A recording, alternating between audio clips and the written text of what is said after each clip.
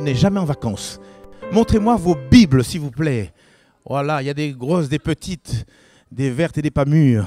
Non. Voilà, que Dieu soit béni. On va partager un thème ce matin. Vous n'êtes pas sans savoir qu'on est parti avec mon épouse, mes enfants, le mois dernier. Ça passe vite, hein. Voilà, on a passé quelques vacances sur l'île de la Martinique. On s'est régalé. Merci d'ailleurs encore pour vos prières. Je ne sais pas si j'ai bronzé ou pas, mais en tout cas, on s'est régalé. On s'est régalé. Et puis, on a eu l'occasion d'aller au parc zoologique, le seul parc zoologique d'ailleurs, de l'île de la Martinique, se trouve entre la ville du Carbet et la ville de Saint-Pierre. Et vous n'êtes pas sans savoir, vous me connaissez maintenant, j'aime beaucoup la nature.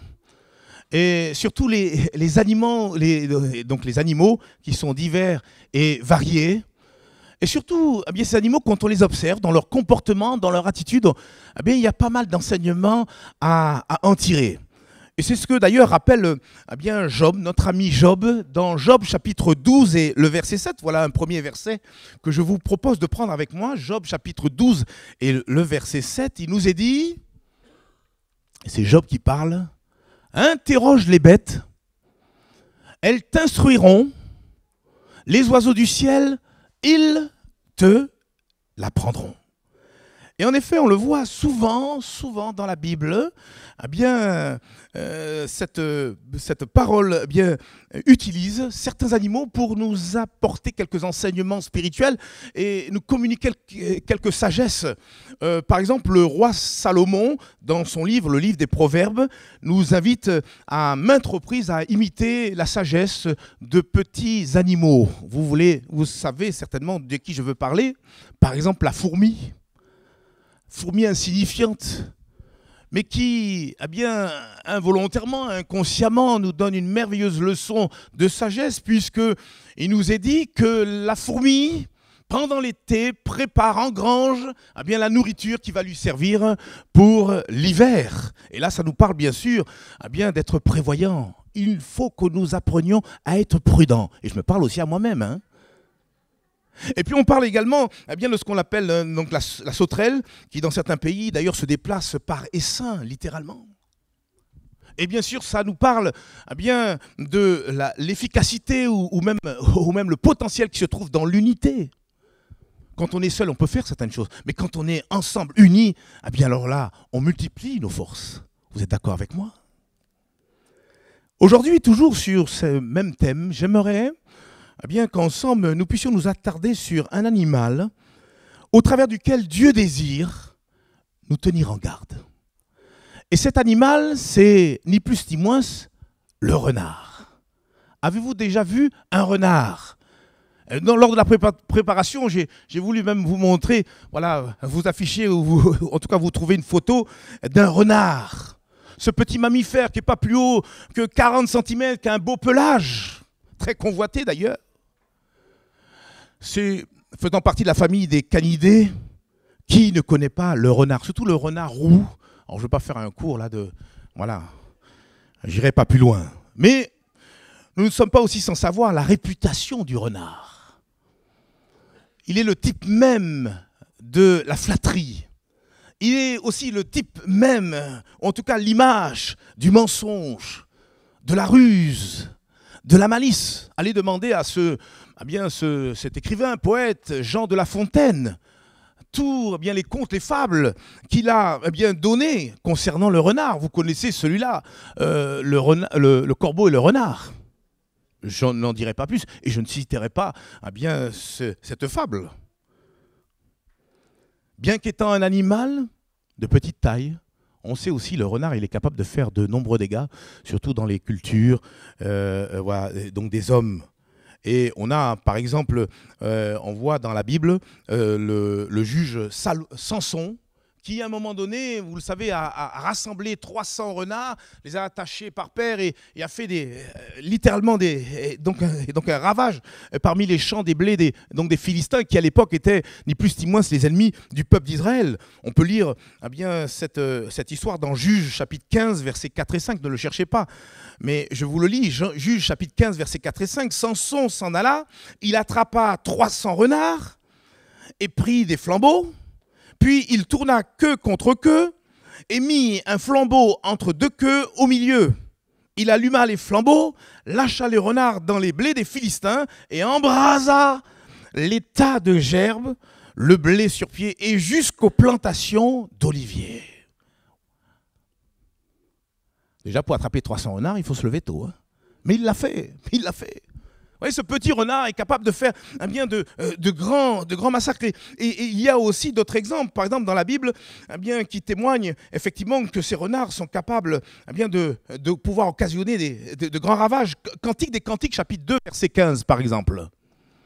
Il nous est dit, prenez-nous les renards, les petits renards qui ravagent les vignes, car nos vignes sont en fleurs. Et il faut croire que les renards étaient plus que jamais connus pour leur action destructrice concernant les cultures, avec des champs, concernant toutes sortes de cultures, entre autres, ici en l'occurrence, et donc les champs de vignes. Prenez-nous les renards, les petits renards qui ravagent les vignes, car nos vignes sont en fleurs. Et je crois que ce verset, le Seigneur veut nous interpeller au travers de ce qui est dit. Il y a pour nous ce matin un enseignement spirituel au travers de ce verset. Alors, peut-être faire un parallèle. Les vignes dont il est fait mention ici, on peut en faire un parallèle avec la vigne de notre cœur. La vigne est l'image de notre cœur. Et puis quelqu'un me dirait, mais alors les renards, ça représente quoi? Les renards, ça représente tout ce qui pourrait venir s'infiltrer dans nos cœurs. Et finalement, y occasionner toutes sortes de ravages. Rappelez-vous ce que, par exemple, les ennemis du peuple d'Israël ont déclaré en voyant les Juifs. Vous savez, quand ils sont retournés de la captivité, ils avaient eu le feu vert pour pouvoir revenir à Jérusalem pour reconstruire la muraille de Jérusalem. Et certains peuples aux alentours étaient hostiles à cette reconstruction de la muraille de Jérusalem. Et ces ennemis du peuple hébreu, du peuple d'Israël, ont exprimé la chose suivante. Néhémie, chapitre 4, du verset 1 jusqu'au verset 3, on peut le lire ensemble. Néhémie, chapitre 4, du verset 1 jusqu'au verset 3. Donc, ce peuple ennemi du peuple d'Israël, voyant les Juifs reconstruire la muraille, se sont dit ensemble, lorsque Sambala apprit que nous rebâtissions la muraille, il fut en colère et très irrité. Il se moqua des Juifs et dit, devant ses frères et devant les soldats de Samarie, à quoi travaillent ces Juifs impuissants ? Les laissera-t-on faire?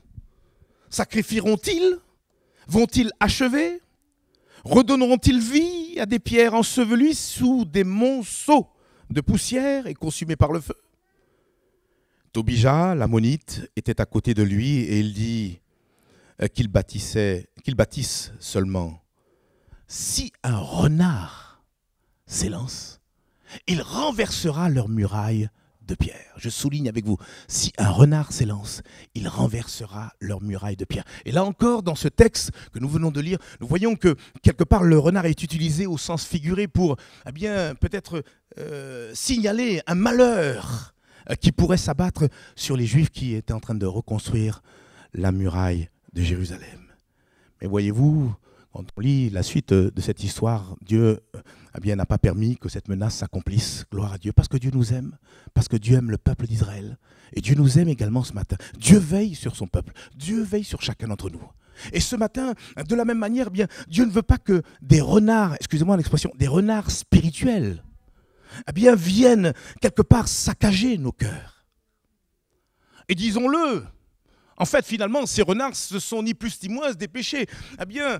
Ainsi, des péchés peut-être quelquefois subtils, qui pourraient venir s'infiltrer dans nos cœurs et nous empêcher d'avancer.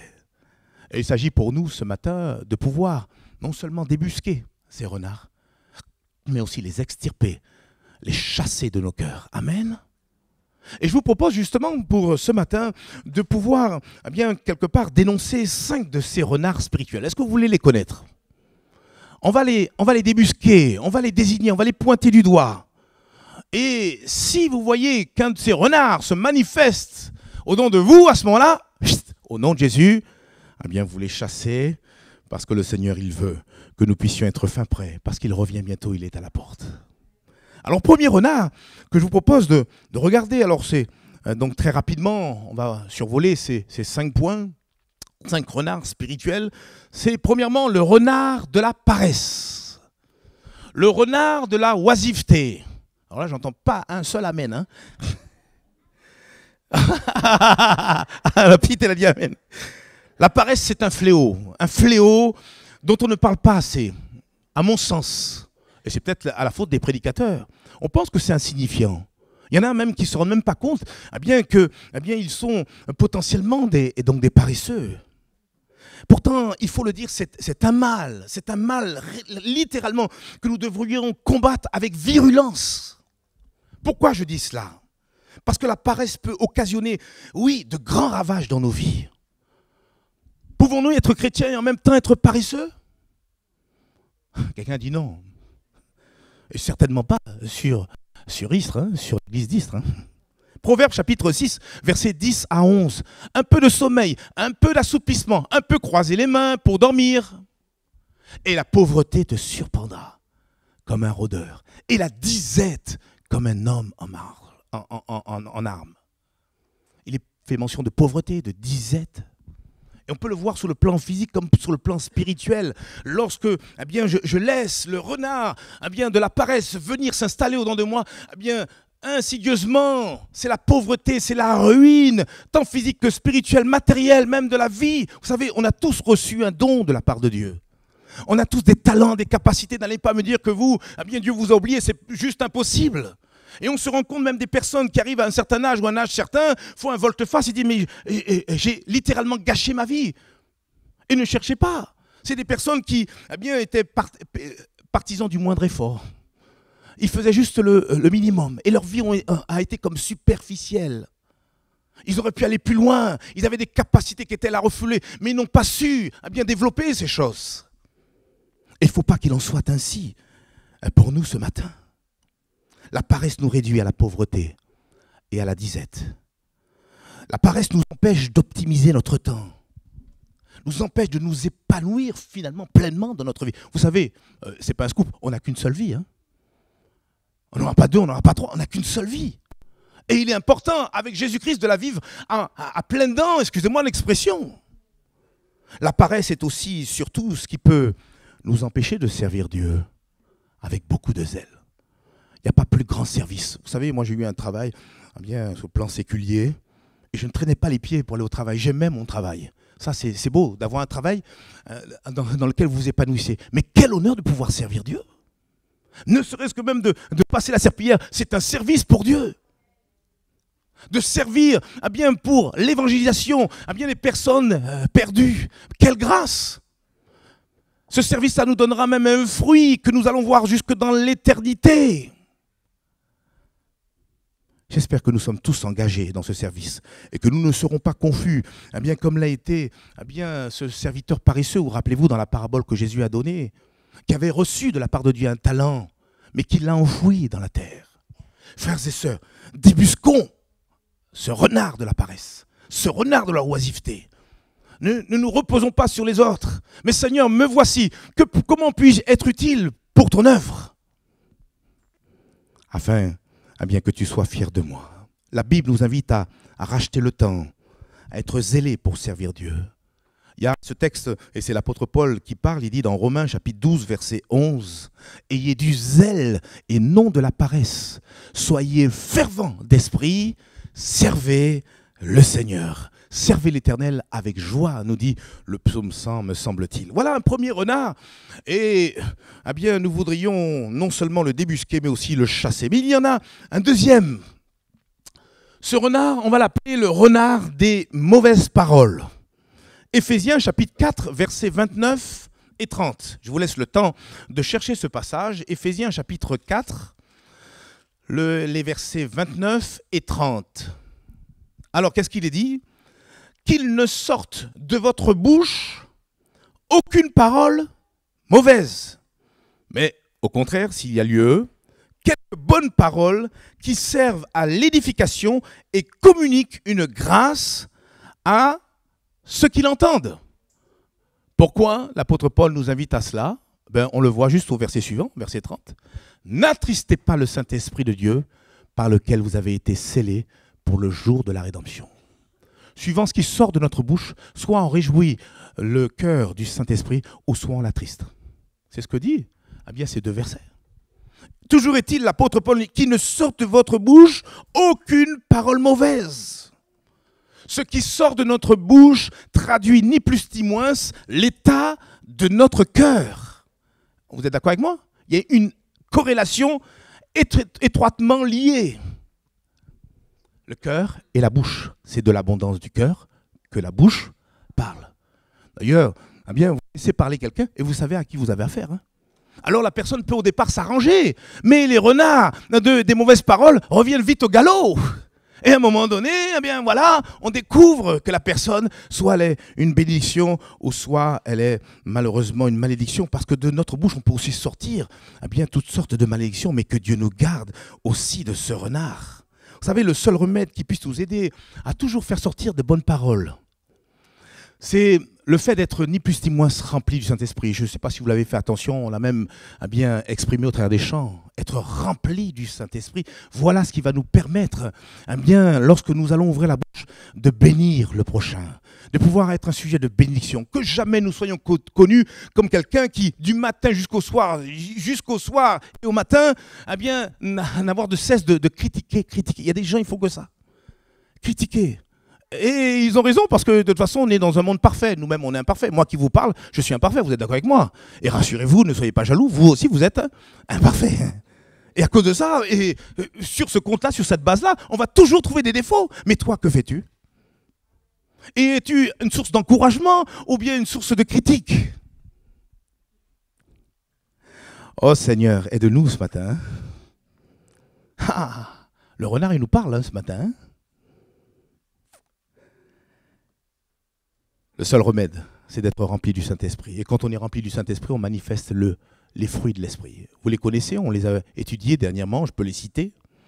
Le fruit de l'Esprit, c'est quoi? C'est l'amour, la joie, la paix, la patience, a dit quelqu'un, la bonté, la bénignité, ou d'autres versions, la bienveillance, c'est la même chose, la foi, la fidélité, c'est pareil, la douceur, la maîtrise de soi. Que toutes ces choses puissent accompagner, assaisonner pleinement ce qui sort de notre bouche. Et on a besoin de dire comme le psalmiste David, Seigneur, mets une garde à ma bouche. On peut prendre une résolution aujourd'hui et puis juste même le lendemain à retomber dans ce travers. La Bible dit, celui qui arrive à maîtriser sa langue parfaitement, c'est un homme parfait. Et jusqu'à maintenant, je n'ai pas trouvé d'homme parfait. Mais Seigneur, aide-nous à faire des progrès vis-à-vis de cet autre renard. Aide-nous à le débusquer, à le chasser de nos cœurs, le renard des mauvaises paroles. Il y en a un autre que nous avons besoin de chasser de nos cœurs, c'est le renard de l'amertume et le renard de la rancœur. Hébreux chapitre 12 et le verset 15 nous dit la chose suivante. Hébreux chapitre 12 et le verset 15, il nous est dit, veillez à ce que nul ne se prive de la grâce de Dieu. Point, virgule. À ce qu'aucune racine d'amertume, poussant des rejetons, ne produise du trouble et que plusieurs n'en soient quoi? Infectés. Alors il y a plusieurs vérités qui sont exprimées au travers de ce verset 15. Il dit d'abord, veillez à ce que nul ne se prive de la grâce de Dieu. Comment on peut se priver de la grâce de Dieu? La réponse, elle est, en tout cas, juste après. En ayant des racines d'amertume, en ayant peut-être de la haine, en ayant peut-être de la rancœur au plus profond de notre être, nous pouvons inconsciemment nous priver de la grâce de Dieu. Ceci dit, j'ouvre la parenthèse, cette même grâce qui est capable de changer justement notre amertume en véritable douceur, en véritable paix ou en véritable amour. Veillons à ce que nul ne se prive de la grâce de Dieu. Et pour ce faire, il faut débusquer le renard de l'amertume, qui en plus de cela envoie cette deuxième vérité. Quand l'amertume est là, il y a du trouble. Il y a du trouble déjà dans la personne qui entretient cette amertume. Mais il y a aussi du trouble auprès de ceux et de celles qui sont à son contact. Ne produit du trouble et que plusieurs n'en soient infectés. On peut contaminer par notre amertume. Rappelez-vous, il y a quelques dimanches de cela, j'avais parlé sur le thème du pardon, et ce n'était pas prévu dans mes notes, mais je voulais juste donner ce témoignage. Quelqu'un est venu vers moi à l'issue de ce message et m'a dit, moi, je pense que le Saint-Esprit me pousse à aller voir ma mère. Et ce frère ne s'est pas contenté uniquement de dire des paroles, mais il a fait cette démarche d'aller voir sa mère. Il avait des choses à pouvoir régler avec sa maman. Et ce rapprochement, Dieu l'a vu. Et ce frère, eh bien, qui jusqu'alors attendait un travail, a vu la situation se débloquer 2 jours ou 3 jours après son passage auprès de sa mère. Et ça confirme ce que je vous avais dit la dernière fois. Lorsque nous prenons le temps d'extirper de nos cœurs toute forme de rancœur, d'amertume, il y a des choses qui se débloquent, car l'amertume est un point bloquant dans notre vie spirituelle. Et on avait vu aussi la dernière fois que si nous ne pardonnons pas, Dieu ne nous pardonnerait pas non plus. Donc il y a comme une situation bloquée. Mais quand nous mettons en pratique la parole de Dieu, quand nous choisissons d'ôter toute forme d'amertume, toute forme de rancœur, toute forme même de haine, se peut-il que nous soyons chrétiens et on est avec la haine contre quelqu'un? C'est juste impossible. Parce que le Dieu que nous servons, c'est le Dieu de l'amour. Amen. Je l'ai un petit peu escamoté ce témoignage, mais en temps et en heure, je crois que ce frère viendra lui-même et entrera dans les détails, parce que ce qu'il a vécu même pour ce travail qu'il a trouvé, c'est presque un miracle, et c'est pas presque, c'est un miracle, et il le dira lui-même. Mais si on prend Dieu au sérieux, même par rapport à ce qu'il nous dit ce matin, alors nous allons voir des choses évoluer, être changées, débloquées dans notre situation. Alors, est-ce que vous voulez découvrir un autre renard? La petite encore qui a dit oui, hein? Elle suit, oui. C'est pour ça qu'il faut devenir comme un petit enfant, simple comme un petit enfant. Oh Joël, ce que tu dis, je sais. Mais Dieu sait aussi ta situation. Tu veux d'autres dimensions, d'autres hauteurs. Tu veux monter sur les hauteurs de la montagne. C'est bien, c'est une belle aspiration. Mais est-ce que tu entends ce que je te dis? Est-ce que tu écoutes ce que je te dis? Il y a un autre renard. Et ce renard, c'est le renard de la fausseté et du mensonge. Aimez quand notre frère nous a conduits dans ce chant, il dit, quand le rideau est tiré, voilà. On est là devant le Seigneur et on veut ôter de nos vies tout faux semblant, tout masque. On a besoin d'être vrai. Regardez ce qu'il est dit, 1 Pierre chapitre 2, verset 1. 1 Pierre chapitre 2 et le verset 1. Rejetant donc toute malice et toute ruse, la dissimulation, l'envie et toute médisance. Je ne sais pas si on peut aussi prendre ce passage, si peut-être aussi projeté, mais dans la version Parole de vie, 1 Pierre 2, verset 1, il nous est dit « Rejetez donc tout ce qui est mal, ne trompez personne, ne soyez pas faux, ne soyez pas jaloux, ne dites pas du mal des autres. » Et je trouve que cette version, la version Parole de vie, est plus parlante. Frères et sœurs, soyons des chrétiens authentiques. Et que nous puissions faire tomber toute forme de masque et tout faux semblant, surtout devant le Seigneur, comme je l'ai dit tout à l'heure, qui est omniscient, qui sait toutes choses. La Bible dit dans Éphésiens chapitre 4, verset 25, la version Parole vivante, il nous est dit la chose suivante, Éphésiens chapitre 4, verset 25, version Parole vivante, c'est pourquoi défaites-vous du mensonge. Rejetez tout faux semblant. Que chacun de vous aborde son prochain en toute vérité. Ne sommes-nous pas ensemble membres les uns des autres dans un même corps? Oui, on parle du corps spirituel dont Christ est la tête. On a besoin de choisir d'être vrai. Et choisir d'être vrai, il faut le dire, c'est un véritable défi, un véritable challenge de chaque jour. Être vrai, c'est, quelquefois, cela va nous coûter cher. Mais ça vaut le coup.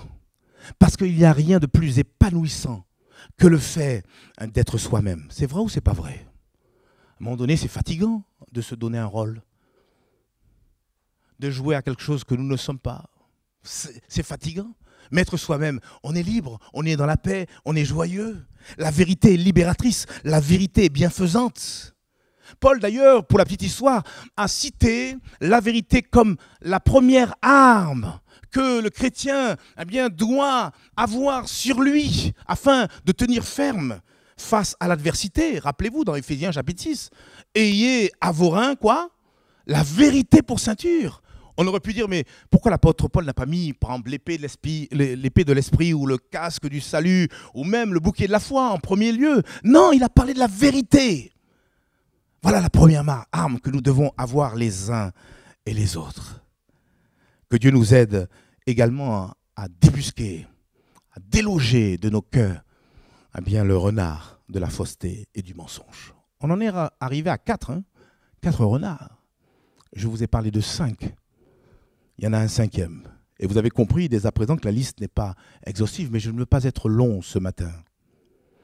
On pourrait aussi parler du renard, de tout ce qui est contraire à la vie de sainteté, à la vie d'intégrité à laquelle Dieu nous appelle. Oui, le renard de l'impureté, de l'impudicité. La Bible dit dans 1 Thessaloniciens chapitre 4, versets 3 à 8, la chose suivante.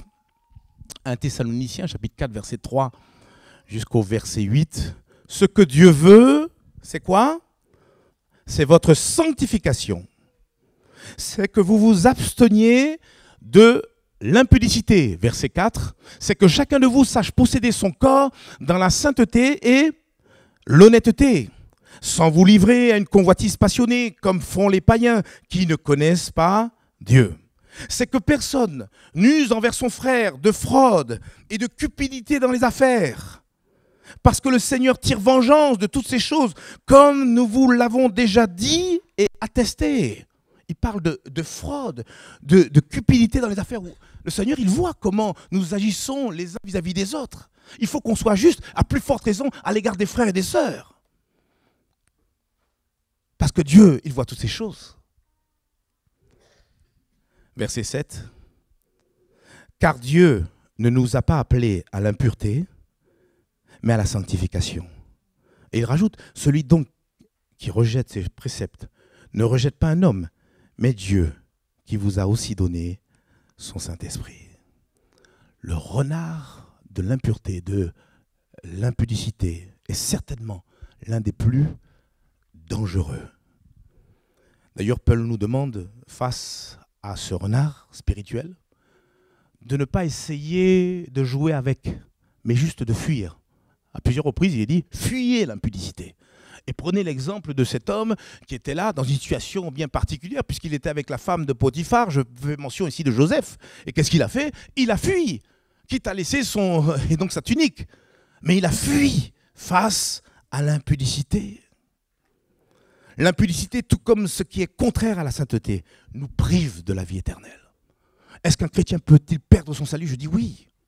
Si, après avoir connu la grâce de Dieu, nous revoterons tout à nouveau dans des choses impures, souillantes, cela peut finalement, au fur et à mesure, faire fuir le Saint-Esprit de nos vies et nous donner à perdre le salut. C'est la réalité. D'ailleurs, l'apôtre Paul va dire la chose suivante, 1 Corinthiens chapitre 6, du verset 9 à 10. Ne savez-vous pas que les injustes n'hériteront point le royaume de Dieu? Ne vous y trompez pas, ni les impudiques, ni les idolâtres, ni les adultères, ni les efféminés, ni les infâmes, ni les voleurs, ni les cupides, ni les ivrognes, ni les outrageux, ni les ravisseurs n'hériteront le royaume de Dieu. Vous savez, avec Dieu, on peut pas être plus clair. Et ce qu'il nous dit, c'est pour notre bien. Il nous le dit avec amour. Il nous le dit parce qu'il ne veut pas que nous périssions, mais que nous soyons fin prêts pour son prochain retour. Oui, il y a toutes sortes de renards spirituels qui viennent et qui veulent saccager nos cœurs, qui veulent dérober la foi qui a pris naissance au nom de nous et qui nous permet de rester attachés et fidèles jusqu'au retour du Seigneur. Et comme j'ai dit tout à l'heure, j'aurais pu continuer la liste comme cela, mais on va s'en arrêter là. Déjà, avec ces 5 renards, il y a de quoi faire. Tous ces exemples, toujours est-il, et je le dis en conclusion, Tous ces exemples que nous avons vus ensemble sont autant d'attitudes, autant de comportements qui nuisent à notre vie spirituelle. Ce sont ces renards spirituels que nous devons débusquer et chasser de nos cœurs. À nous, ça c'est notre part, c'est ce qui nous incombe. À nous de les reconnaître, tout simplement, avec vérité, comme on l'a dit tout à l'heure. Oui, les reconnaître, si, eh bien, ils sont dans notre cœur. Et puis à nous ensuite de les confesser à Dieu. Vous savez, on a un Dieu merveilleux, un Père qui est bon pour chacun de ses enfants. Il sait que nous sommes encore en devenir et que nous avons encore beaucoup à travailler, eh bien, la sanctification. Et il s'agit pour nous de venir vers lui et d'avouer, de confesser notre péché et dire « Mais Seigneur, il y a certainement encore de ces renards spirituels dans ma vie. Et il y en a un que je voudrais te désigner. Et je voudrais non seulement que tu me pardonnes bien de ce péché, mais aussi que tu m'aides à pouvoir l'extirper de ma vie. » Amen. Est-ce qu'on est capable de dire ça au Seigneur ce matin ? Je vais terminer juste par une prière de confession magnifique qu'exprimait le prophète Jérémie en son temps.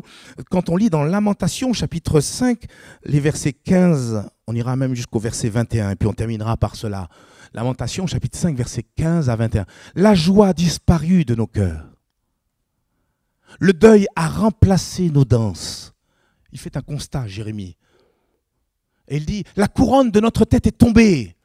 Malheur à nous parce que finalement, nous avons péché. Et si notre cœur est souffrant, si nos yeux sont obscurcis, c'est que la montagne de Sion est ravagée. Et regardez ce qu'il est écrit, c'est que les renards s'y promènent. On retrouve nos renards spirituels. Là aussi, il utilise une image pour parler bien de ces choses qui viennent nous nuire. C'est que les montagnes de Sion est ravagée, c'est que les renards s'y promènent. Verset 19, toi, et l'Éternel, là, il donne un message d'espoir. Tu règnes à jamais. Ton trône subsiste de génération en génération. Pourquoi nous oublierais-tu pour toujours? Nous abandonnerais-tu pour de longues années? Fais-nous revenir vers toi, ô Éternel, et nous reviendrons. Donne-nous encore des jours comme ceux d'autrefois. Et c'est le message d'espoir par lequel je voudrais terminer encore ce matin. Nous rappeler, certes, il peut avoir toutes ces formes de renards qui pourraient venir grouiller même et puis saccager nos cœurs. Mais il y a encore espoir en Jésus-Christ. Il suffit pour nous de lever la tête et de crier à Dieu. Lui, le Dieu vivant et vrai, le Dieu plein d'amour, il est capable de nous permettre tout à nouveau de revenir à lui, de revenir à cette relation, cette communion avec lui, parce que vous comprenez bien que ces renards nous empêchent d'avoir une véritable relation, une véritable communion avec Dieu. Et le Seigneur, il nous aime tellement qu'il a voulu ce matin nous parler de cette façon. Vous savez, le Seigneur, il ne parle pas pour nous faire plaisir. Il nous parle pour nous apporter la vérité, cette même vérité qui est capable de nous affranchir. Et c'est pour moi et pour nous une marque d'amour de sa part. Alors on va juste baisser la tête, nous recueillir quelques instants. Et Dieu nous a parlé ce matin. Et voilà encore la question, que ferons-nous de ces paroles? Je citais 5 renards spirituels. On pourrait tout à nouveau les énumérer. Peut-être quelqu'un les a-t-il déjà oubliés. C'est le renard de la paresse et de l'oisiveté. Puis après, on a parlé de ce fameux renard, le renard des mauvaises paroles. Et puis le renard de l'amertume et de la rancœur. On a aussi cité le renard de la fausseté et du mensonge. Et puis enfin, on a cité le renard de tout ce qui est contraire à la vie de sainteté, le renard de l'impudicité. Et il est important pour nous de faire silence face à la parole de Dieu, faire silence dans la présence de Dieu et recevoir la parole de Dieu avec douceur. Et si pour quelqu'un, quelqu'une, ce message fait écho, si quelqu'un a besoin ouvertement devant Dieu de dénoncer un de ces renards, je voudrais tout simplement vous encourager à vous lever. Alors que les têtes sont baissées, les yeux sont fermés, s'il vous plaît, respectons ces moments. Mais si quelqu'un voudrait en finir, en découdre avec un de ces renards qui ont été cités, levez-vous à votre place et Dieu va vous faire grâce. Dieu va vous faire grâce. Vous allez repartir non pas comme vous êtes entrés. N'allez pas me dire que le Seigneur, Il ne savait pas qui serait là ce matin. Le Seigneur ne parle jamais en vain. Et parce qu'il nous aime, il fait mouche toujours lorsqu'il annonce sa parole. Mon frère, ma soeur, peut-être même toi qui viendrais pour là où les premières fois, qui a besoin même de te convertir, tu es en mesure. Dieu t'invite à pouvoir te lever et te donner à Jésus-Christ pour que tu marches en nouveauté de vie, dans une vie de sainteté, de pureté devant Dieu. Lève-toi aussi à ta place.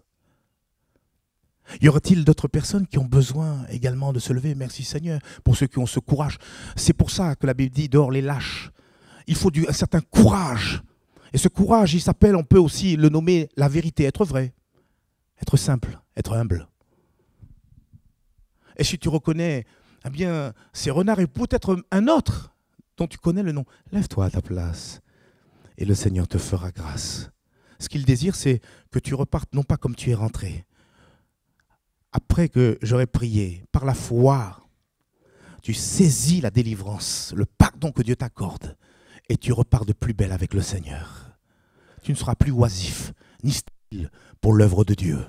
Tu vas servir Dieu d'une manière particulière, dans le don, le talent que Dieu t'a donné, parce que tu refuses, alléluia, le renard, alléluia, de la paresse. Un autre va décider de marcher dans la sainteté, dans la pureté. Attention à ce que tes yeux regardent, attention à ce que tu fais.